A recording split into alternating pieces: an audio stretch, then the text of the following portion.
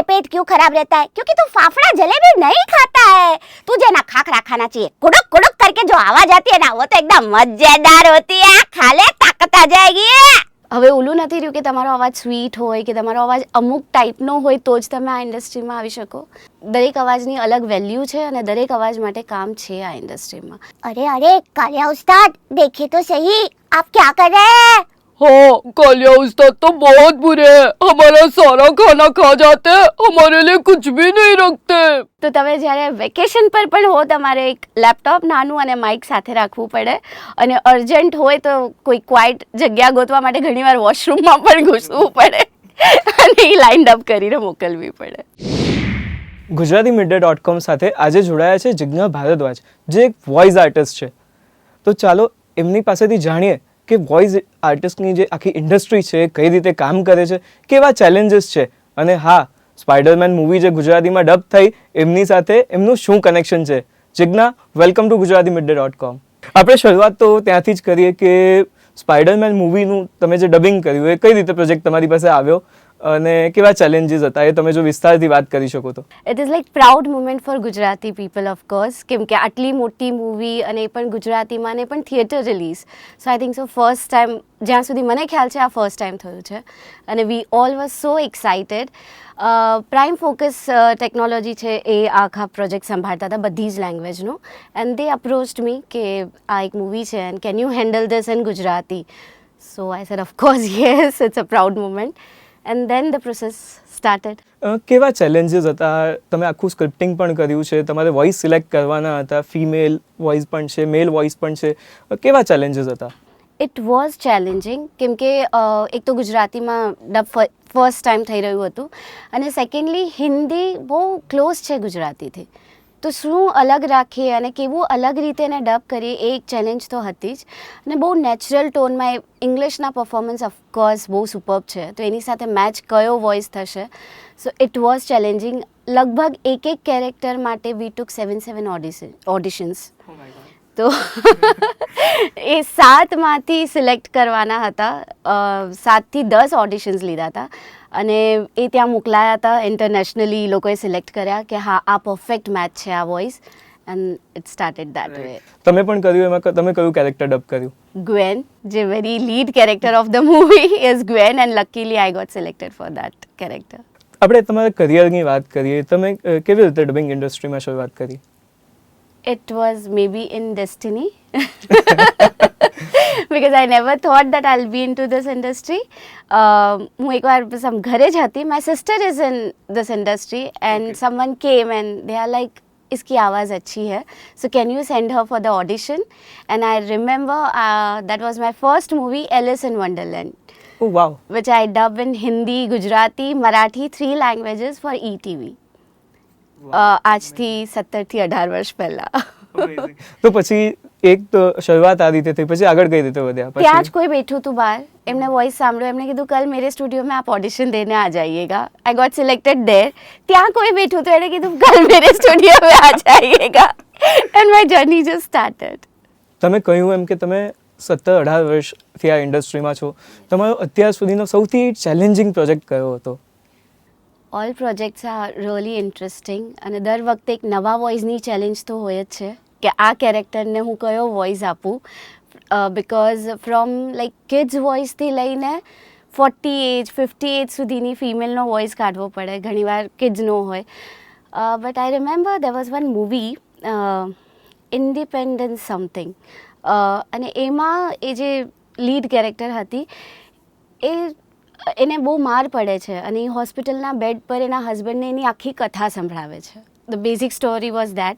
અને એ જે એનો આખો ચહેરો સોજી ગયો હતો અને એ અવાજ કાઢવા માટે I had to keep continuously 4 pens in to my mouth to deliver those dialogues, કે એ એટલા પેઇનમાં છે અને આખો ચહેરો સોજી ગયો છે તો કેવી રીતે વાત કરશે.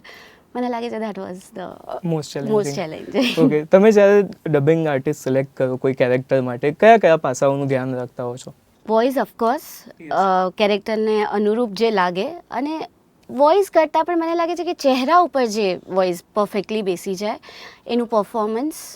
તમે ઘણા બધા કાર્ટૂન્સ ડબ કર્યા છે, ઇન્ક્લુડિંગ છોટા ભીમ હોય, કે પછી સિંગમ, લિટલ સિંગમ હોય, તો તમારું ફેવરેટ કાર્ટૂન કયું છે?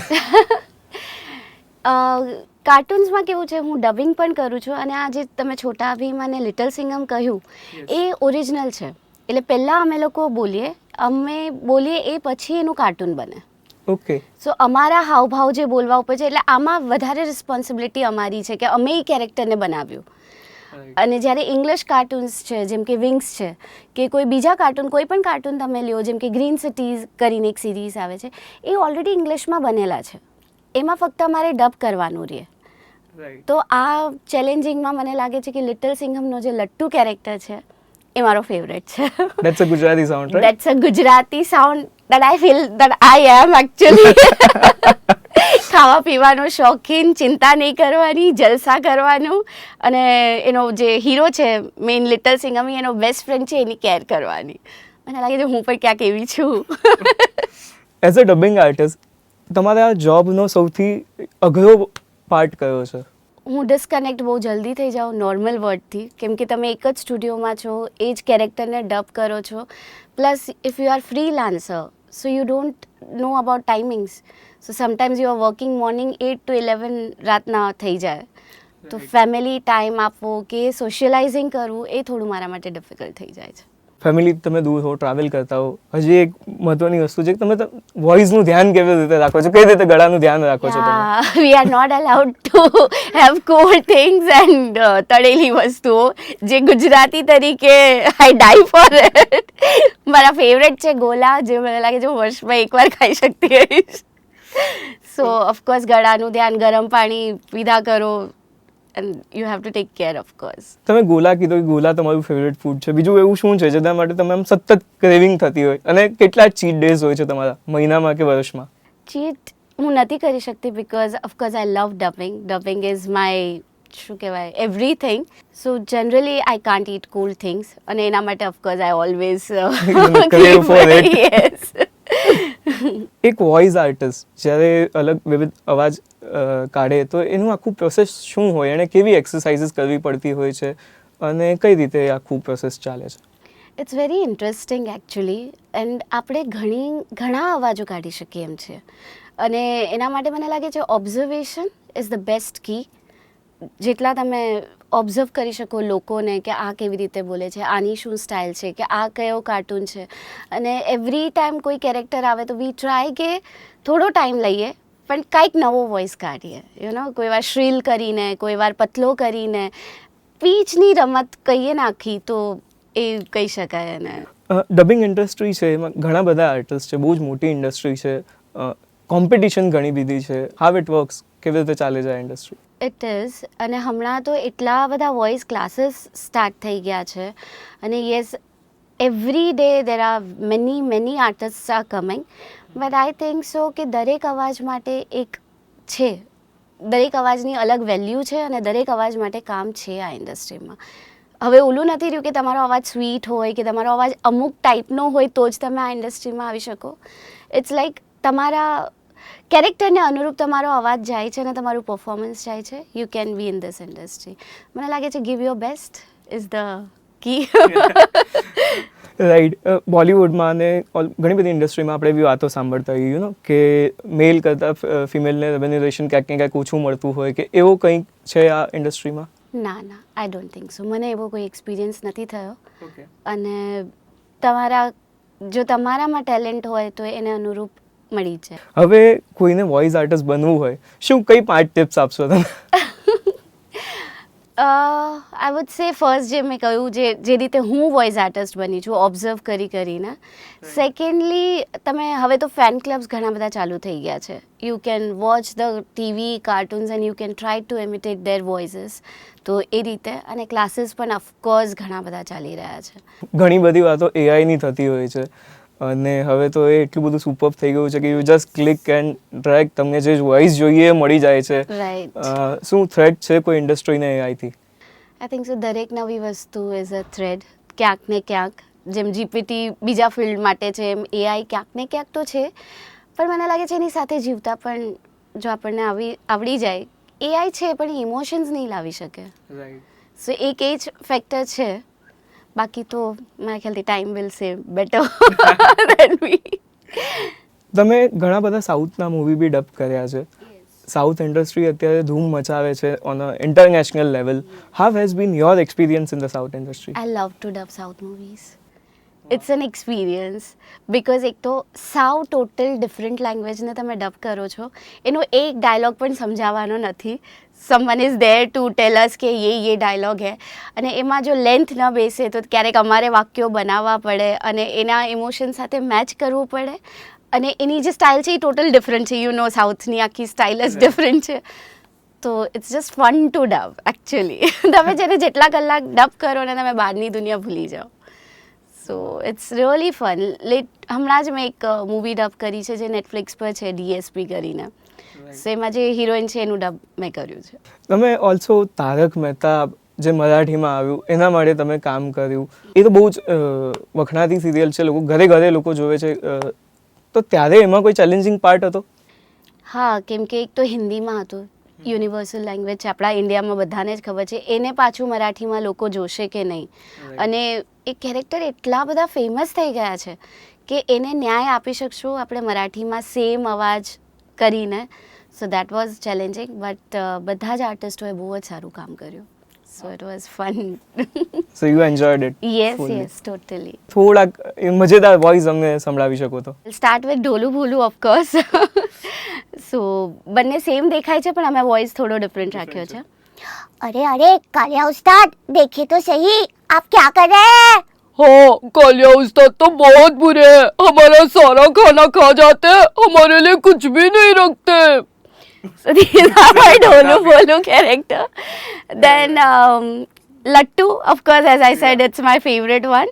It goes in Gujarati tone and it says, अरे आ जाए, तू है ना, तेरा पता है पेट क्यों खराब रहता है? क्योंकि तू फाफड़ा जलेबी नहीं खाता है. तुझे ना खाखरा खाना चाहिए. कुड़ुक कुड़ुक करके जो आवाज आती है ना, वो तो एकदम मजेदार होती है. खा ले, ताकत आ जाएगी. so this is my Lattu. And then there is one more series, Green Cities કરીને છે. એમાં પણ જે ટિલ્લુડી કરીને કેરેક્ટર છે, એ એના બે દાંત આગળ હોય છે. તો I have to say like, અરે પપ્પા, તમે જે કર્યું ને એ તો બહુ સરસ હતું હો, મજા આવી ગઈ. something like this. And Spider-Man, if you can go. Spider-Man, Gwen, which I did. Miles, તો આપણે અહીંયાથી જઈએ, તને શું લાગે છે? તને આ કરીને મજા આવી? The different English character. અને સાઉથની હિરોઈન હોય તો ઓફકોર્સ નેચરલ ધ વે જેવી રીતે કે એ લોકો બોલતા હોય, हाँ वही तो है, मुझे लगता है इसे कुछ समझ में नहीं आता है, हमें इसकी अक्ल ठिकाने लगानी ही पड़ेगी. in a different world. એનિમેશન્સમાં ઘણા ચાન્સ હોય છે to remove different voices. It can be go એકદમ થીન, બટરફ્લાય જેવા નાના નાના બટરફ્લાઈઝ ઉડતા હોય એનિમેશનમાં. हाँ देखो देखो, चलो चलो चलते हैं, बहुत मजा आएगा. In fact there is one cartoon Pandey Pahalwan, ETV પર આવે છે, અને એ I am doing in 3 languages, Hindi, English and Gujarati. અને એમાં ઓલમોસ્ટ જેટલા કિડ્સ અને ફિમેલ્સ છે, ઓલ આઈ એમ ડુઈંગ. સો એની એક કેરેક્ટર છે, એનો વોઇસ છે, पांडे भैया आप कुछ समझ नहीं रहे हैं, वो आपको बेवकूफ बना रहा है. દિસ વન. અને એમાં 3 છે છોકરાઓ, ત્રિદેવ 1, 2, 3, એના વોઇસીસ છે. हाँ पांडे भैया को बेवकूफ बनाना तो बहुत ही आसान है. हाँ पांडे भैया जल्दी से बेवकूफ बन जाते हैं. हाँ, चलो अब रोदलू को बेवकूफ बनाए.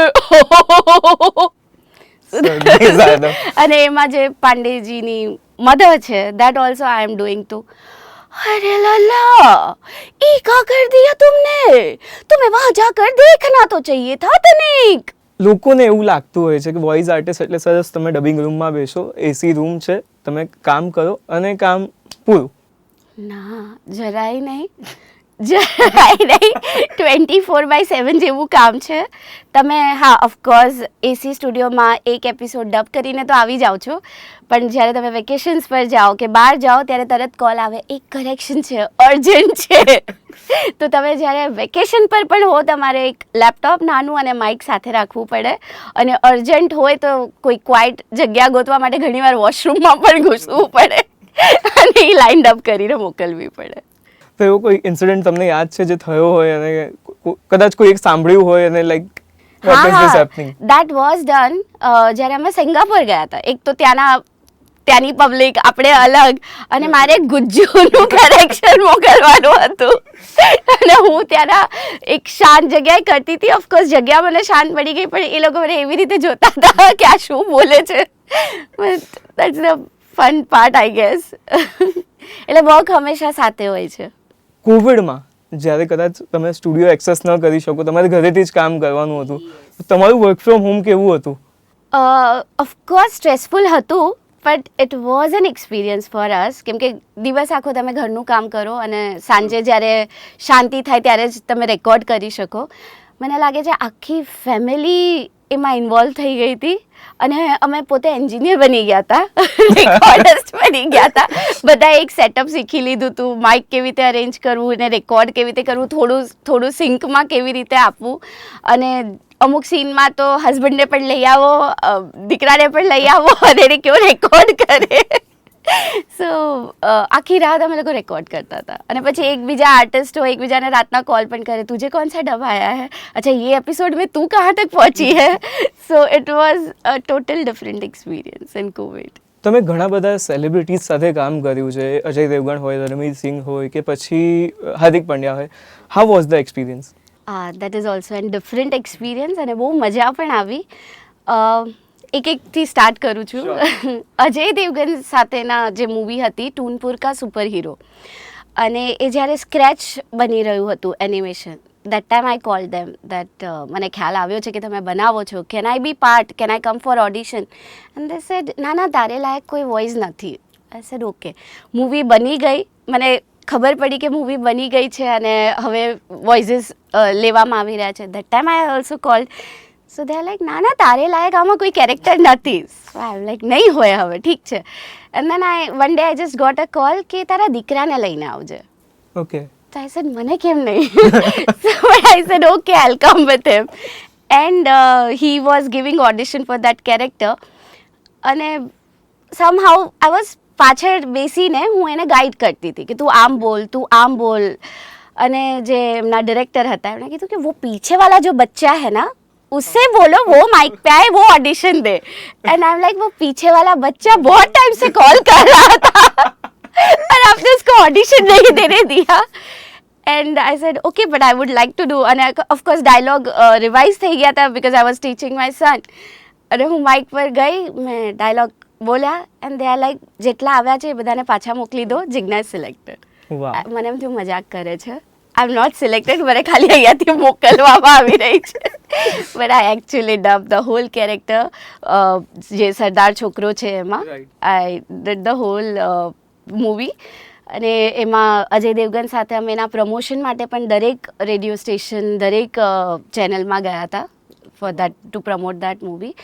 અને બસ આખી મૂવી મેં બહુ જલ્દી ડબ કરી. એમાં 2 લાઇન સિંગિંગ હતી, and I am very bad singer. So How did you manage that? કેવી રીતે કર્યું? They all were teaching me, and finally I said બસ ખાલી કોઈ એક ગાઓ, હું કોપી કરી દઈશ. Don't teach me the beats and things. યાદ છે તમને? સોંગ યાદ છે? હા, પણ હું બહુ બેસુરી છું તો મને લાગે છે ત્યાં સાંભળવું બેટર રહેશે. So it was but like તુસી જા રહે હો, તુસી ના જાઓ, બટ હજી પણ આ સુર સારા નથી જ. ત્યાં એકવાર થઈ ગયું એવું છે. એના પણ ખરેખર બહુ જ સરસ છે, તમારો વોઇસ બહુ જ સ્વીટ છે, આ સોંગમાં બી બહુ સરસ લાગે છે. અચ્છા, રણવીર સિંહ. રણવીર સિંહ સાથે મારા 2 એક્સપિરિયન્સ છે. એક તો એમની એક એડ આવી હતી હમણાં, ગંદે આલુ. ઓકે. સો દેટ વોઝ, તો ઓફકોર્સ એમાં એમની સાથે મળવાનું નથી થયું, બટ એમની સાથે મારો વોઇસ આવો as a aloo. It is also it's fun to watch that ad. गंदे आलू चले जाओ यहाँ से जाओ. So that was the thing. અને એકવાર એમની એક એડ આવી હતી જેમાં એમને ગુજરાતી ટચ જોતો હતો. So I was there to supervise him. અને he is very friendly and he listen means આટલા મોટા એક્ટર હોવા છતાં he listen so nicely and that experience was like મને એવું લાગતું હતું સામેથી નહીં બતાઈએ આપ કેસે બોલના હે આટલું કોઈ એક્ટર આવી રીતે શીખતા હોય ઇટ્સ રિયલી વેરી નાઇસ અને એમની energy it was too good હા of course it's a sad thing Sridevi ji હવે નથી રહ્યા બટ ઓફકોર્સ બધાના ફેવરેટ છે so even I got chance to supervise her in Gujarati ચિંગ્સની એડ આવી હતી ગુજરાતીમાં તો એ ગુજરાતી ટચ આપવા માટે હું ગઈ હતી અને recently Hardik Pandya so that experience was also એ પોતે ગુજરાતી છે જ પણ અમુક વર્ડ્સ માટે આઈ હેલ્પ ધેમ તો અમે જનરલી આપણે એડ જોતા હોઈએ 10 સેકન્ડની એની પાછળ મહેનત કેટલી હોય છે તમને થોડું જો તમે જણાવી શકો ખાલી વોઇસિંગ માટે શૂટ માટે તો મહેનત હોય જ છે અને પછી વોઇસિંગ માટે પણ હોય છે એ 10 સેકન્ડ માટે 4-5 રીટેક્સ લેતા હોય છે અને સ્ટડી પણ કરતા હોય છે કે કયો ડાયલોગ કેવી રીતે બોલતા હોય છે તો આઈ થિંક સો 1-8 કલાક જાય છે 10 સેકન્ડ માટે 10 સેકન્ડ માટે yes Jigna thank you so much for coming આજે તમારા જે અલગ અલગ અવાજ સાંભળીને બહુ જ મજા આવી તમારો ખૂબ ખૂબ આભાર કે તમે gujaratimedia.com સાથે જોડાયા અવાજ બીજા એક્સક્લુઝિવ ઇન્ટરવ્યૂ જોવા માટે જોતા રહો gujaratimedia.com આવજો